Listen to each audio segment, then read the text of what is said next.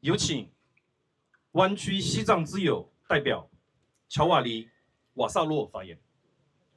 We would like to invite Bay Area Friends of Tibet, Giovanni. Yeah. Yes, hi. He's the president of Bay Area Friends of Tibet. Not only advocate work related to Tibet and human rights issues, but also outreach between the Tibet and the Chinese communities. 你好，朋友。Good evening, dear Chinese brothers and sisters. I'm Giovanni Vassallo. I'm also one of the founding members of the Bay Area Chinese and Tibetan Friendship Group that began meeting in 2009. Thank you so much for having me here today. And I am here under the spirit of His Holiness the Dalai Lama of Tibet, Nobel Peace Prize laureate, as well as the Nobel Peace Prize laureate Liu Xiaobo. I offer my sincere prayers for those who died around June 4th, 1989 event in Tiananmen Square and around China, who died for freedom, democracy, and human rights. We, in Tibetan Buddhist circles, we have a prayer. Om Mani Padme Hum, Om Mani Padme Hum, Om Mani Padme Hum. Means with my heart and my entire body, speech, and mind, may love, compassion, and wisdom forever and ever remain with all under heaven and earth. These ideals of freedom and democracy and human rights, according to the Dalai Lama, are the principles that are the true source of peace and stability. Immediately after the June 4th massacre, His Holiness the Dalai Lama expressed his sadness and his disappointment and publicly expressed condolences and sympathy and support to the loved ones and to the victims and the victims' loved ones who are still suffering from grief. These comments actually angered the Beijing government, who stopped contact with him for years, and he sacrificed his own momentum for a free Tibet for the sake of what was right, standing up for our Chinese brothers and sisters who were being repressed by their own government. I was personally horrified when I watched on TV myself in '89 what was unfolding in Beijing on NBC.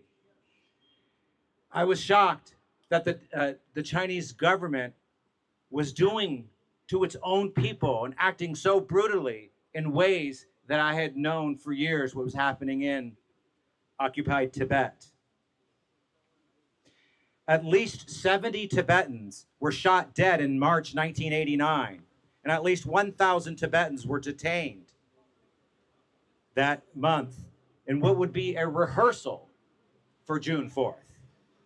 Tibetans actually joined with their Chinese brothers and sisters on June 4th, and some were also shot. Today, Tibet is still hell on earth. But make no mistake, even according to then Communist Party leader Zhao Ziyang, the students involved in the Tiananmen Square movement were neither anti-communist nor anti-socialist. They spoke in defense of the Chinese constitutional rights and against corruption. We will always remember this catastrophic event and the bravery of all those who took part in the 1989 freedom protests. And we salute all of you here today and around the world who are standing up for the principles that those who gave their lives on June 4th. Today, we also stand here in solidarity with the recent statement from the Tiananmen mothers commemorating this 37th anniversary and we support their demands. Disclose the full truth of the June 4th massacre.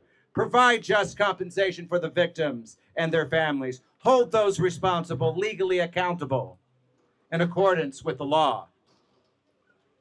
We share their call that the present leaders of the People's Republic of China uphold the spirit of Hu Yaobang's selflessness and moral courage to correct tragic errors. As a Chinese and Tibetan friend, I call on China to respect freedom of expression, association, and peaceful assembly, and cease the harassment of an arbitrary detention of individuals who challenged the official account of June 4th, 89. To immediately allow unfettered independent access to China and Tibet and Uyghur areas by independent international human rights experts. To end the criminalization of the work of human rights defenders. Immediately release all individuals subjected to the unlawful and unjustified deprivation of liberty, like Jimmy Lai. And to immediately release all individuals like this, and to release Tara Jung Yadi, the Panchen Lama, and all Tibetan and Chinese political prisoners. We call on the Chinese government to withdraw all these fake ethnic unity laws and the national security laws that actually denigrate what the people of the Tiananmen Square movement stood up for. I also want to take a moment to honor and remember again Liu Xiaobo, the 2010 Nobel Peace Prize winner, stemming from his role for drafting Charter 08, a manifesto for political reform.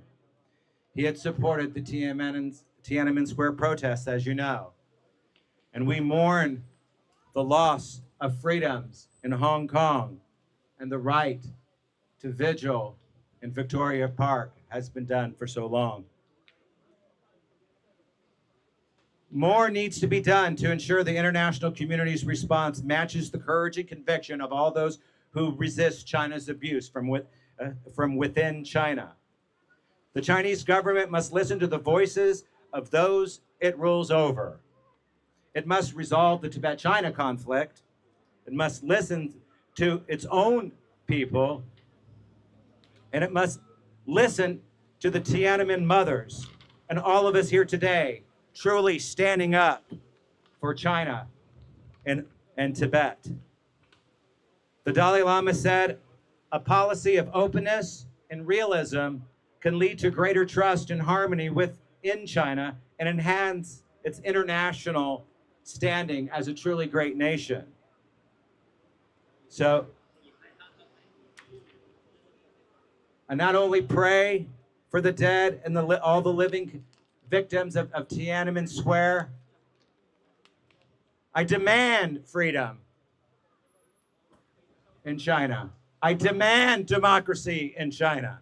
I demand human rights in China. I say, free China! Free China! Free China! Free China! Free China now! Free China now! Free China now!